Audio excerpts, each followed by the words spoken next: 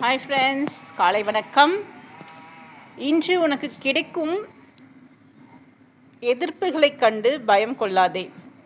அதில் உனக்கு கிடைக்கும் பாடங்களை கண்டு, அதாவது நமக்கு நிறைய விதமான ஒரு படிப்பினையை கொடுக்கும் இல்லைங்களா, அதை கண்டு பெருமிதம் கொள் அப்படின்னு சொல்கிறாங்க.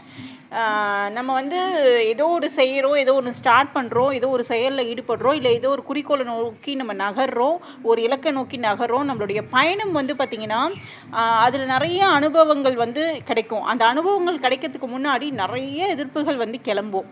அந்த எதிர்ப்புகள்லாம் தடைக்கற்கெல்லாம் நினச்சி நம்ம பின்வாங்கிடக்கூடாது.